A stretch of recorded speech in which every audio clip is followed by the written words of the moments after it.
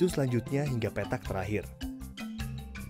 Air tersebut dialirkan dengan tujuan menuakan air laut, agar kadar garam dalam air bertambah.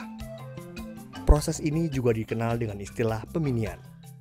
Selama proses penuaan air, matahari memiliki peranan penting.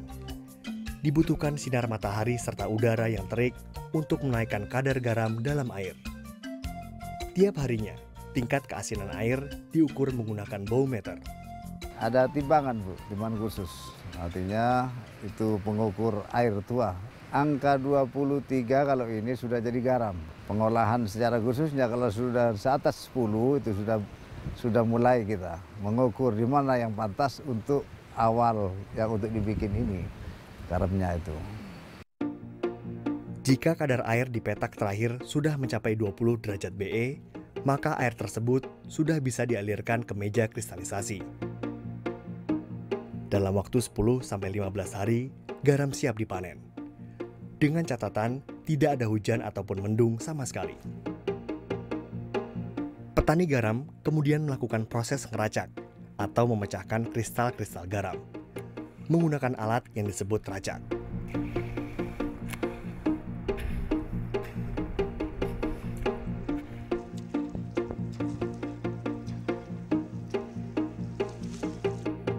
Kristal-kristal garam yang telah dipanen kemudian dikumpulkan, dijemur di tanah 1 hingga 3 hari agar mengering. Ada yang membuat gundukan sesuai dengan besaran ton yang dihasilkan meja garam. Ada pula yang langsung dikarungkan, kemudian disimpan di pinggir tambang. Bagi petani yang mampu, garam-garam itu disimpan di gudang-gudang pribadi sebelum akhirnya diangkut para pembeli. Kekhawatiran para petani adalah berpalingnya para pedagang besar garam ke garam impor. Sampai saat ini, pemerintah masih membuka keran impor bagi garam industri. Lantaran produk garam nasional dianggap belum mampu menghasilkan garam sesuai standarisasi industri. Pemerintah itu sekarang harus turun lah. Turun benar-benar. Yang kedua, ya kan, asosiasi. Jangan lama tidur, ya kan? Yang ketiga, Pak, perusahaan itu harus berlomba-lomba mencari solusi bagaimana harga garam itu mulai naik gitu. Oke lah, keuntungan boleh diraih, namanya pengusaha ya kan. Tetapi ya jangan gitulah gitu loh, jangan besar-besar lah. Petani ini juga butuh makan juga gitu loh, buat nyekolahkan anaknya juga kan. Makanya saya harapan daripada kami sebagai petani ini impor ini supaya dikendalikan. Sehingga ada aturan-aturan impor yang harus dibenahi itu. Sehingga impor ini tidak tidak terlalu banyak. Produknya diserap, jangan sampai mendatangkan produk yang dari luar negeri gitu kan. Yang dipunya petani dulu diserap, lalu habis nggak masalah mendatangkan. Garam-garam yang telah diserap perusahaan garam lantas diproses lagi agar dapat dikonsumsi masyarakat ataupun diolah sesuai peruntukannya.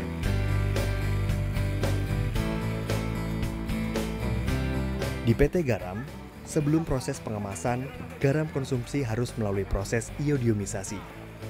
Dari data Departemen Kesehatan tahun 2000, garam konsumsi harus memenuhi standar nasional Indonesia antara lain mengandung iodium sebesar 30 hingga 80 ppm.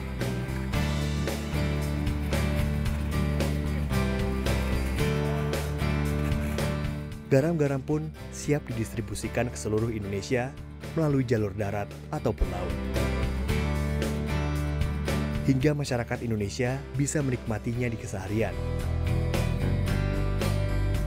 Garam sehat, berkualitas. Garam Tanah Harapan, Madura.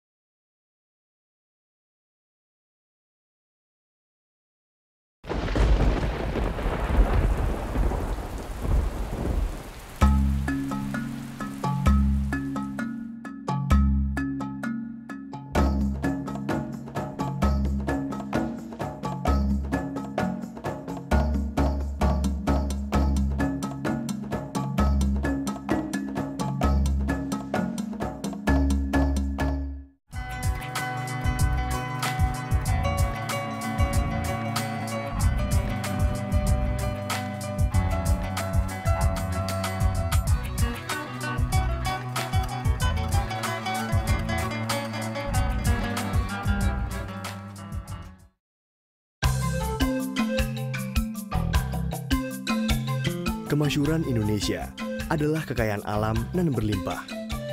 Negara kepulauan dengan anugerah sumber daya yang tak terkira. Di daratan, lautan. Kemakmuran harusnya mengikuti setiap kali nama negara dengan 200 juta penduduk ini disebut. Namun, alam pula yang meluluhlantahkan negeri nan permai ini.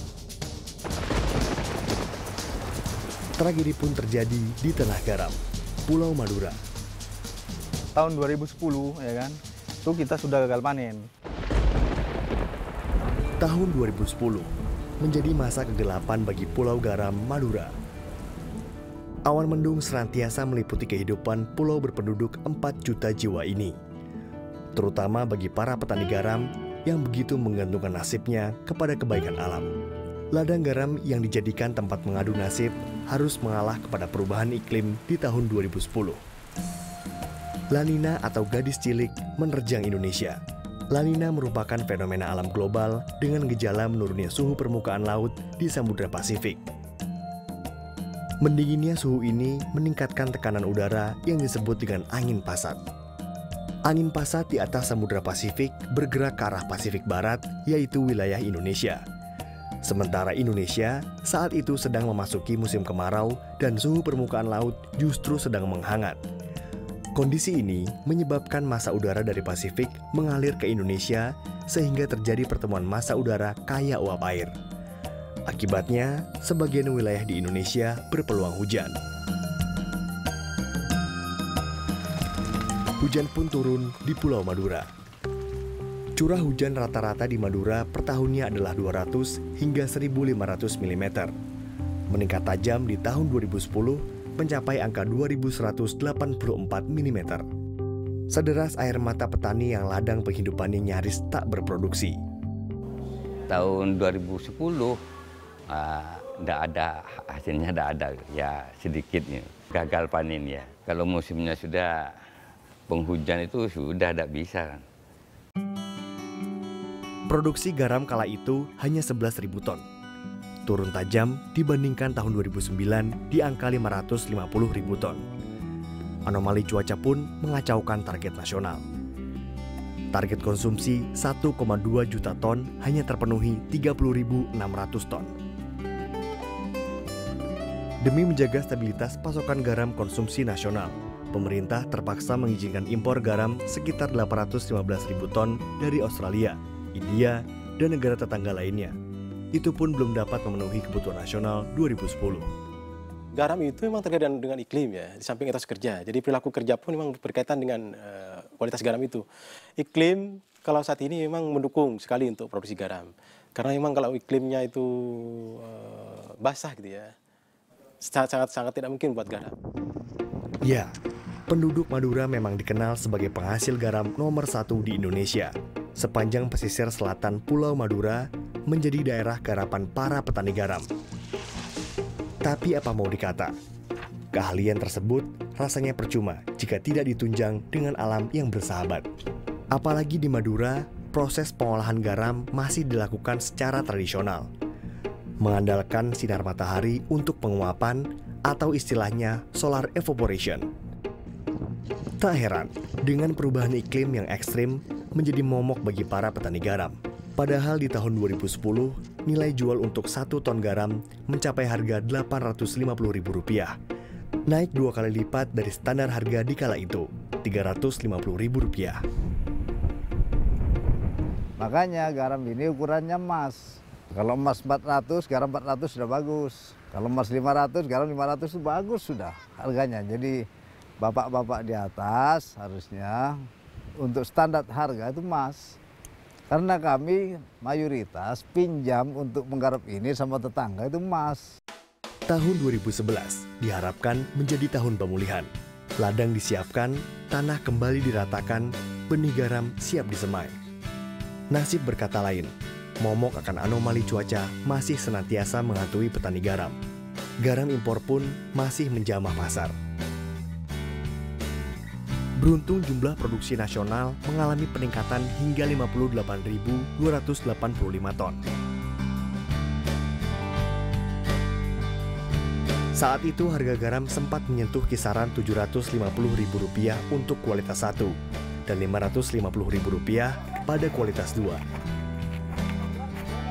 2011 ini memang agak menurun hasilnya. Karena akibat dari mungkin cuaca pada tahun 2010 itu terpengaruh kepada tahun 2010 itu, hingga tahun 2011 ini agak menurun 70 sampai 80 per hektarnya. Petani pun tak bisa berbuat banyak. Bukan lagi target produksi yang mengejar mereka, melainkan cuaca yang tak bersahabat. Tetap produksi, walaupun bagaimana jalannya tetap produksi kan gitu. Karena kalau ditinggalkan apa nanti yang akan dijadikan penghasilan kan gitu. Ya kalau panen garam ya kadang-kadang 10 hari dipanen, kadang 1 minggu begini. Ya kalau ada mendung ini 3 hari dipanen begini. Bukan 10 hari, 2 hari, 5 hari dipungut lagi begini. Tapi selalu ada harapan bagi para petani. Kita tahu Mbak, tahun 2010 ya kan, itu kita sudah gagal panen. 2011 tahun harapan bagi petani. Tahun 2011 itu petani kan banyak nyetok, ya kan, takut gagal panen lagi. Ternyata harganya juga nggak bergeser. Nah, sekarang tahun 2012 ya kan, itu merupakan tahun pemulihan. Panen raya telah menanti para petani garam. Musim kering yang panjang menjanjikan kemakmuran di tahun 2012. Target konsumsi nasional 1,7 juta ton di depan mata. Kalau dulu mungkin karena tergantung musim, mereka ingin cepat-cepat panen sehingga garamnya mungkin K3. Saat ini karena ada kesempatan untuk membuat garam lebih bagus, lebih lama, tidak ada musim yang mengganggu sehingga garam kita menjadi lebih baik, jadi K1 gitu, K2 atau K1.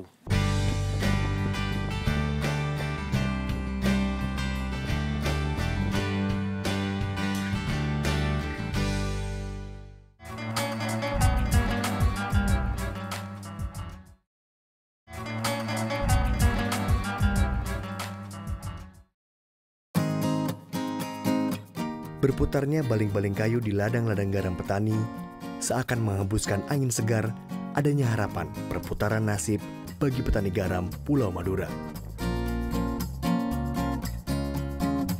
Sebagai daerah pemasok garam nasional terbesar di Indonesia, nasib petani garam Madura masih jauh dari kata sejahtera.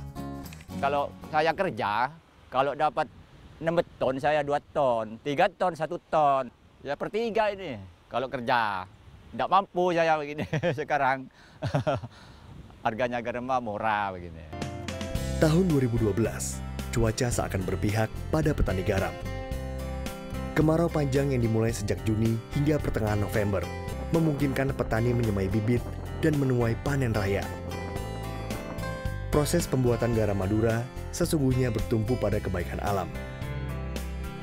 Namun iklim bukan satu-satunya masalah petani garam.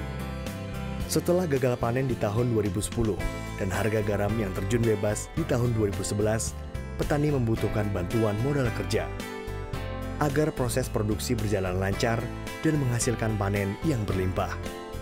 Bantuan permodalan menjadi tumpuan bagi para petani. Sebetulnya masalah permodalan itu sangat menentukan, cuman waktu itu kami kesulitan modal, akhirnya perdagangan saya tidak begitu besar.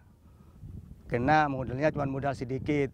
Kalau masalah macetnya itu tidak macet, tidak hilang itu pekerjaan saya. Cuman waktu modal itu habis, ya berhenti dulu, tunggu pengiriman uang dari si pembeli itu. Tantangan lain justru datang dari para pemilik modal. Memang agak kesulitan karena di sini ada sistem icon, pinjaman yang bunganya itu agak tinggi. Sebelum panen itu harga 500, tapi kalau dia mengambil uang lebih dulu itu harganya 200. Padahal itu jangka waktunya hanya 2 bulan atau 3 bulan kan gitu. Jadi tidak sesuai dengan bunga bank kan gitu. Perlu modal tidak sedikit untuk memproduksi garam. Meskipun bahan bakunya berlimpah dari laut, namun untuk menjadikannya garam melalui proses yang panjang. Mula-mula, air laut dialirkan serta ditampung di bozem hingga memenuhi luasan bozem atau penampungan air laut dengan ketinggian air 1,5 meter. Air dari bozem dipompa menuju evaporator untuk pelaksanaan proses evaporasi. Oleh petani, proses ini disebut proses penuaan air. Caranya, dengan bantuan sinar matahari, air laut akan didiamkan hingga mendapat tingkat kejenuhan yang diinginkan. Dalam waktu 25 hari evaporasi atau penguapan, kejenuhan air meningkat dari 3 derajat BE menjadi 20 derajat BE.